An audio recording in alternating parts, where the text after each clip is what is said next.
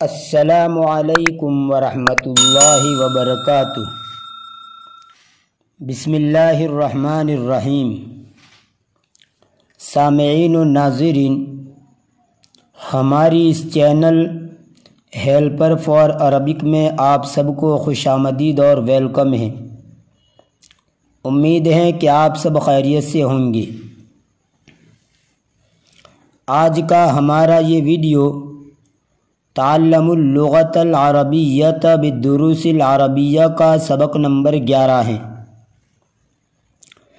گزشتہ ویڈیو سبق نمبر 10 میں بتلایا گیا تھا کہ اگر کوئی اسم جمع کا لفظ ہو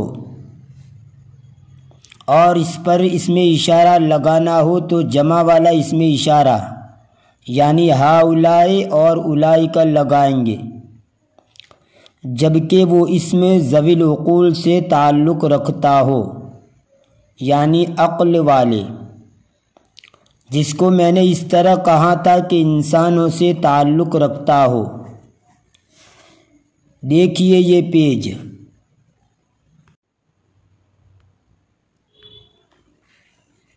ہؤلاء رجال، یہ سب مرد ہیں۔ ہؤلاء نساء، یہ سب عورتیں ہیں۔ اولئک رجال، وہ سب مرد ہیں۔ اولئک نساء، وہ سب عورتیں ہیں۔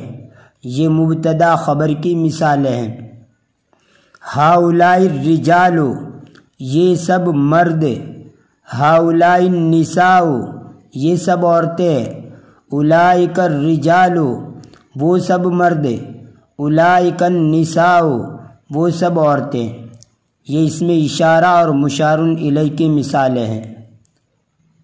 بہرحال چاہے مبتدا خبر ہو چاہے اس میں اشارہ مشار الیہ ہو، ان دونوں کے اندر اس میں جمع ہے رجال اور نساء، تو ان کے ساتھ ہؤلاء اور اولئک کا استعمال کیا گیا ہے، کیونکہ یہ رجال اور نساء ایسی جمع ہے جو ذوی العقول سے تعلق رکھتی ہے۔ اور اگر وہ اسم ذوی العقول سے تعلق نہ رکھتا ہو تو اس کے ساتھ عام طور پر اسم اشارہ واحد مؤنث یعنی ھذہ اور تلک لگتا ہے۔ دیکھیے اس پیج کو، ھذہ دجاجات، یہ مرغیاں ہیں۔ تلک دجاجات، وہ مرغیاں ہیں۔ ھذہ دیوک، یہ مرغے ہیں۔ تلک دیوک، وہ مرغے ہیں۔ یہ مبتدا خبر کی مثالیں ہیں۔ ھذہ الدجاجات، یہاں پر ہا کے نیچے کھری زیر کی جگہ پر زیر لکھنا چاہیے تھا، اسی طرح نیچے بھی کھری زیر کی جگہ پر زیر لکھنا چاہیے تھا، یہ غلطی سے کھری زیر لکھ دیا گیا ہے، اس لیے یہاں پر زیر دے کر کے دال کے ساتھ ملا دیں گے۔ ھذہ الدجاجات، یہ مرغیاں۔ تلک الدجاجات، وہ مرغیاں۔ ھذہ الدیوک، یہ مرغے۔ تلک الدیوک، وہ مرغے۔ یہ اس میں اشارہ اور مشار الیہ کی مثالیں ہیں۔ یہاں پر دیکھیے دجاجات اور دیوک، یہ غیر ذوی العقول ہیں، اس لیے اس کے ساتھ لگنے والا اس میں اشارہ ھذہ اور تلک ہیں۔ تو جہاں کہیں بھی ذوی العقول ہو اور وہ جمع ہو تو اس کے ساتھ اس میں اشارہ جمع لائیں گے، اور جہاں غیر ذوی العقول اس میں جمع ہو تو وہاں پر واحد مؤنث اس میں اشارہ استعمال کریں گے۔ اور یہ بات یاد رکھیے، صرف یہ یہاں کا اصول نہیں ہے، بلکہ آگے چل کر آپ پڑھیں گے کہ مرکب توصیفی کے اندر اگر موصوف جمع ہے اور ذوی العقول سے تعلق رکھتا ہے تو اس کی صفت بھی جماعی آئے گی، لیکن اگر موصوف غیر ذوی العقول ہیں تو اس کی صفت واحد مؤنث آئے گی، اس لیے اس کو اچھی طرح ذہن نشین کر لیجئے۔ اگلے ویڈیو میں نے یہ بھی وعدہ کیا تھا کہ سبق نمبر 11 میں مرکب اضافی کو بیان کیا جائے گا، تو چلیے وعدے کے مطابق شروع کرتے ہیں۔ دیکھیے، ایک چیز کا دوسری چیز کے ساتھ، یا ایک شخص کا دوسرے شخص کے ساتھ، یا ایک شخص کا دوسری چیز کے ساتھ جو تعلق ہوتا ہے، اسی تعلق کو نسبت یا اضافت کا نام دیا جاتا ہے۔ گویا نسبت کے لیے دو چیزوں یا دو شخصوں یا ایک شخص اور ایک چیز کا ہونا ضروری ہے۔ صرف ایک شخص یا صرف ایک چیز سے نسبت کا تحقق نہیں ہوگا، یعنی نسبت کا وجود نہیں ہوگا۔ مثلا اگر یوں کہا جائے خالد کا ماموں، تو یہاں جس کے بارے میں ماموں کہا وہ تو ماموں ہے ہی، تب یہ خالد اس کا کیا بنے گا؟ بھانجا ہی بنے گا۔ تو یہ خالد اور جس کو ماموں کہا وہ، ان دونوں میں ماموں بھانجے ہونے کا تعلق ہے۔ اسی تعلق کا نام نسبت یا اضافت ہے۔ اکیلے ایک سے نہ ماموں کا تحقق ہوگا نہ بھانجے کا۔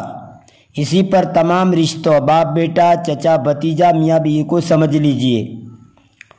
اب جب نسبت ہوگی تو ظاہر سی بات ہے ایک شخص یا چیز وہ ہوگی جس کی نسبت کی جائے گی، اور ایک شخص یا چیز وہ ہوگی جس کی طرف نسبت کی جائے گی۔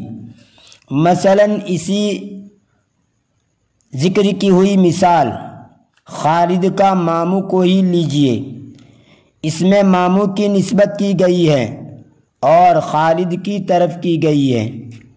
تو جس کی نسبت کی جائے، جیسے یہاں ماموں، اس کو مضاف، اور جس کی طرف کی جائے جیسے یہاں خالد، اس کو مضاف الیہ کہیں گے، اور ان دونوں کے بیچ جو نسبت ہے اسی کو اضافت کہیں گے۔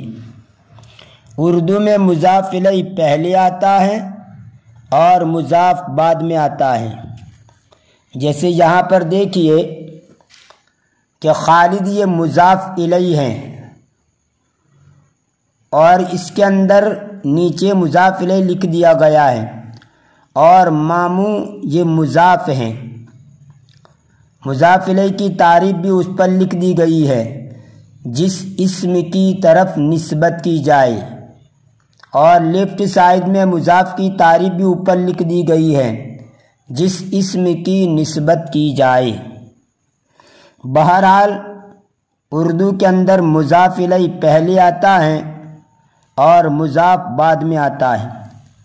اگر آپ اس کا عربی بنائیں گے تو الٹا ہو جائے گا، یعنی مضاف پہلے آئے گا اور مضاف الیہ بعد میں۔ یہ بات یاد رکھیے کہ مضاف اور مضاف الیہ میں سے ہر ایک واحد بھی ہو سکتا ہے، تثنیہ بھی ہو سکتا ہے اور جمع بھی ہو سکتا ہے۔ مثالوں سے سمجھیے۔ گھر کا دروازہ، گھر کا ایک دروازہ، گھر کے دو دروازے اور گھر کے سب دروازے، ان تینوں میں مضاف یعنی دروازہ پہلی مثال میں واحد، دوسری میں تثنیہ اور تیسری میں جمع ہے۔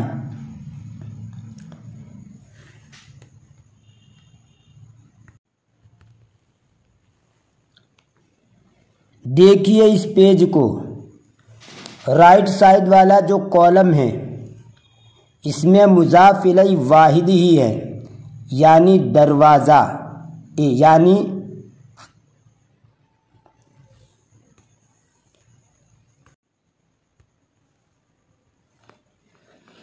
مضاف الیہ واحد ہی ہے، لیکن مضاف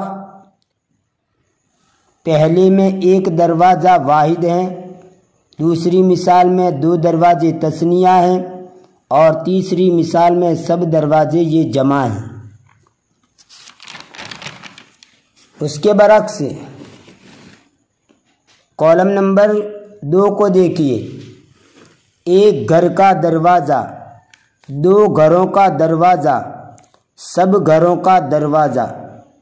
اس میں مضاف واحد ہیں یعنی دروازہ، لیکن مضاف الیہ پہلی مثال میں واحد ہیں ایک گھر، دوسری مثال میں تثنیہ ہیں 2 گھروں اور تیسری مثال میں جمع ہیں سب گھروں۔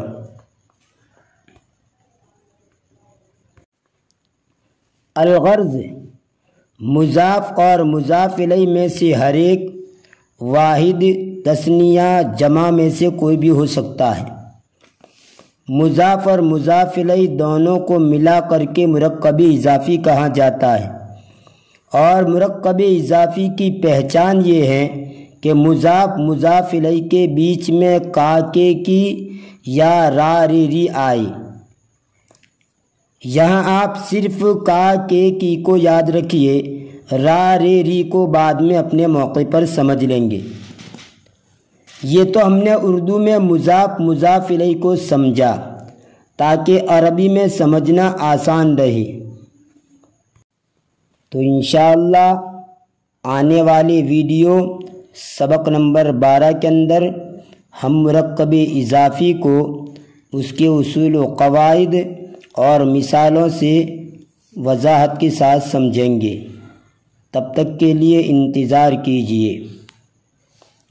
آخر میں آپ سے گزارش ہے کہ اگر ابھی تک اس چینل کو سبسکرائب نہیں کیا ہے تو برائے مہربانی سبسکرائب کر لیجئے اور ہماری اس چینل سے جڑے رہیے۔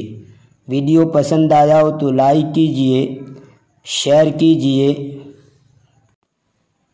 اجازت دیجیے اگلے ویڈیو تک کے لیے، فی امان اللہ، الی اللقاء۔